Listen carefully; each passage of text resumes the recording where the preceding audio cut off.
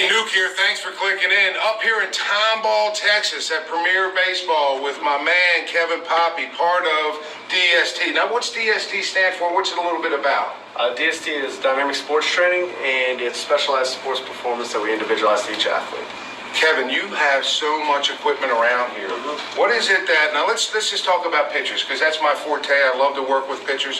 What kind of programs, especially at this time of year? Let's talk about fall. Okay. What is the principal fall time of year for in baseball pitching? So it kind of depends on the athlete and what season they're in.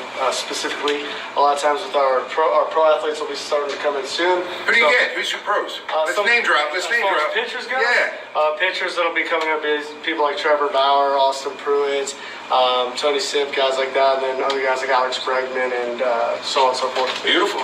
And what kind of things in reference to pitchers this time of year? What do we want to do with them? With our pro guys, what we're trying to do when they come back in is assess them, see the imbalances that they've created over the course of the season, and then we're trying to correct that and work on what's easy first.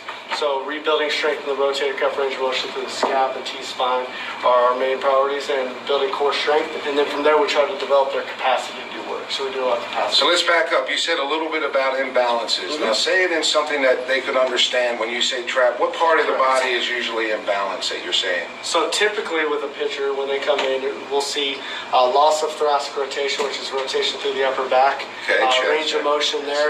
So separation becomes an issue, but then also... Separation of what? The lower and upper half. Gotcha. So the hips and the lower half, and then the trunk and the T-spine. Is that key in pitching? Key for velocity, but also putting the stress where it should be in the pitching motion as well. And what are some of the things that you do to enhance that separation in the fall?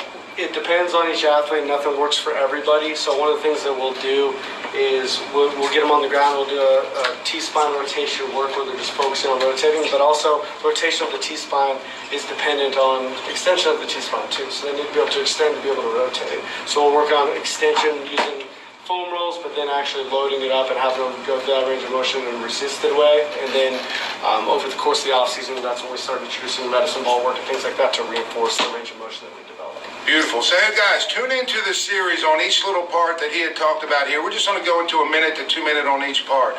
But guys, click in and watch it for the rest of the week. If you're a serious pitcher looking to go the next step in the fall, watch the next series that comes up next. You guys will love it. Thanks a lot, and Nuke out.